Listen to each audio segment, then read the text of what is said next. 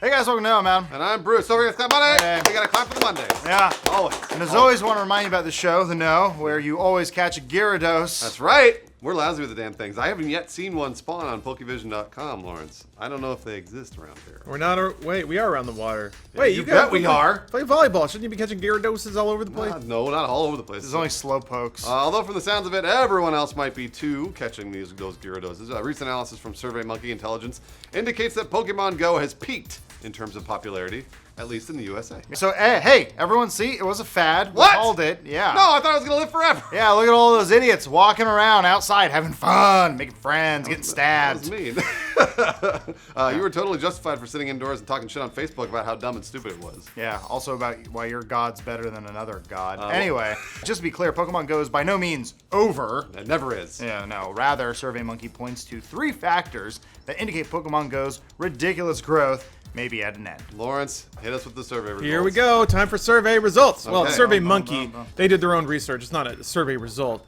But, so yeah, like I said, 3 things here. So for starters, SurveyMonkey's research indicates that Pokemon Go's usage, daily active users, hit a peak on July 14th, which is 1 week after the game launched. Okay. At that point, SurveyMonkey estimates that the game hit 25 million daily active users across both iOS and Android. Holy shit. And since then, it's kind of hit a plateau and dipped a little bit. Looks like it's around 22 million now. That's still crazy, Yeah. but it's just on the slow decline at this point. Second, downloads for the game peaked the very first day the app released. Oh, wow. SurveyMonkey points out that most game apps hit this level of success, something like Draw Something or Candy Crush, usually hits it well after release. It comes out, it kind of simmers for a while, it explodes, and then there's the taper off. Right. For some reason, Pokemon Go exploded right out of the gate, probably the brand. So Pokemon Go launched with 6 million downloads. That's a number that has yet to be matched any day since release. Of course. There are days that have come close, but it's just strange for an app to peak right out of the gate and then drop off. Yeah.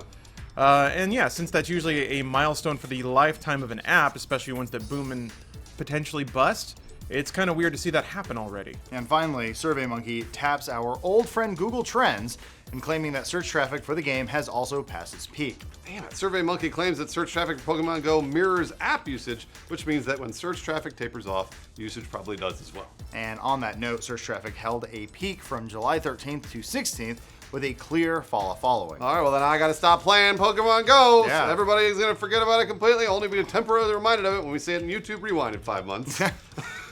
So I'm not going to play Yeah, anymore. no, not exactly. SurveyMonkey is correct in saying that all these factors indicate peaks of popularity. Sure, Okay. every big app hits a peak sooner or later. The real question is retention. Right. Will Pokemon Go be able to hold on to the incredible audience it captured, or will it burn out as quickly as it raced through the charts? Lawrence? Things that get this popular, it kind of becomes really difficult to predict. Yeah. Because once something breaks a certain critical mass in terms of popularity, you really have no idea when the populace is going to turn on it. But that's typically how this stuff goes. The Macarena all over again. It's everywhere and then it's nowhere. I just love referencing the Macarena.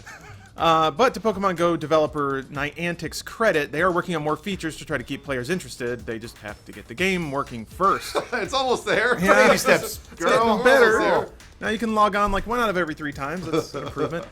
Speaking at San Diego Comic-Con over the weekend, Niantic CEO John Hanke, or Hank? Let's say Hanke. Sure. Dropped some insights on the game's future. As reported by comicbook.com, Hanke confirmed that, quote, trading is not in Pokemon Go today, but it's something we are working on bringing to the product. Ooh. But don't get too excited. We need to make sure we can keep the servers up first. Har, har, har, har, har. Jeez. Yeah, At least they he do. said it, right? Yeah, and then he looked at everyone and said, it's your fault there's no trading because the game's too popular. I expect trading will be a fantastic feature to ensure player retention. Features that require other players create social pull factors to re-engage lost players or keep currently engaged players opening the app every day. So that way, I'm hoping that when you walk up to somebody on the street, you can just be like, trade, and then you can trade with them, or, you know, like, obviously trade with your friends if they're your friends. Sure. Let's make the slave trade exciting again. Oh, jeez. What? That's what Pokemons are. Never stop being exciting, Adam. Yeah, that's true. Oh boy. Hanky teased some other features too, but that didn't expand too much on what those might be. Comicbook.com reports that Hanky is also planning POKESTOP customizations, including hospitals and other capabilities. Maybe it's the sort of thing where you can build helpful little outposts at Pokestops for your team to use, That'd be perhaps? fun, yeah. I don't know. Yeah, Hanky even confirmed that there are a few Easter eggs in the game that nobody's found yet. Ooh, legendary Pokemon! They're out there somewhere!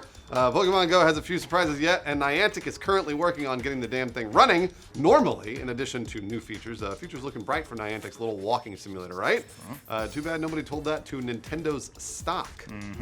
Yeah, the company shares have taken steep drops as soon as trading opened the past 2 days, likely related to an announcement that the company released last Friday regarding the actual financial implications of Pokemon Go's success. You can check out the full coverage of that story for all the details, but the TLDR is that Nintendo warned everyone that their earnings wouldn't significantly jump based on the app's runaway performance. Lawrence, what happened with the shares? Oh, it went down just as quickly as it went up. Okay, the company's yeah, well. shares have dropped from $32.42 per share at the close of trading on Thursday, that's before their announcement, to $26.64 per share at the time of writing, which is a nearly 18% drop in just 2 days of trading.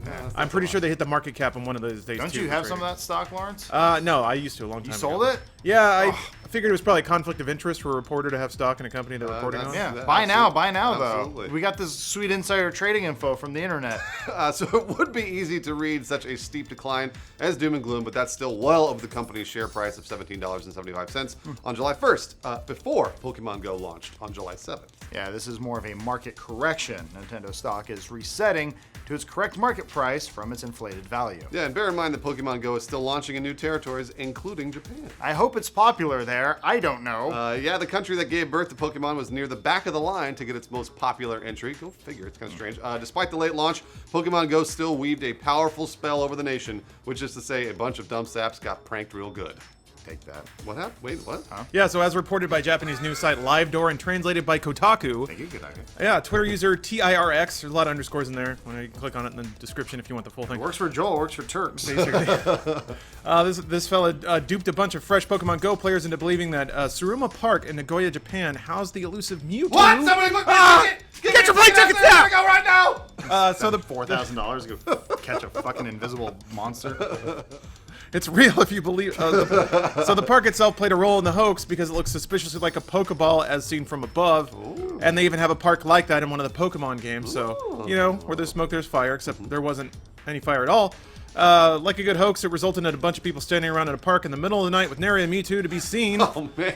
But never fear, somebody got a Blastoise, so... I saw one of those last night on Pokevision.com. It was on the beach, and I should have gone, and I didn't. Why did you have to go to Venice? Man, people are... It was in Venice, actually. Yeah, it was. You drove all the way to Venice? No, I didn't drive to Venice. Did you see the picture? Of what? The picture of the app, and it showed the Blastoise in the water, and then there was a picture of a bunch of people standing up to their knees in the ocean. No. No. God. It would have been me last night at midnight. There's a Charizard on top of a volcano. Go check it out. I saw Charizard in West Hollywood last night. I found a Charizard in my elevator. A Charizard? I'm sorry, no, it was a Charmander. That's what I thought. Pokevision.com is a website that tells you where all Pokemon spawn, when they spawn, and how long they will be spawned. So what I did was I clicked around. I found a Tauros. I found a Flareon. I found a bunch of them in Santa Monica, and I drove to Santa Monica to get those Pokemon. Thank you, Lawrence. Thank you. And when I was really excited about it because I was like, they're over here. They're over here. So if you guys want to know where to go, Santa Monica is the place to go. So I You installed gotta use Pokevision.com. I installed Pokemon Go. I played it. And I got into it for a little bit, and then I realized my feet hurt and it's hot. I want to go inside.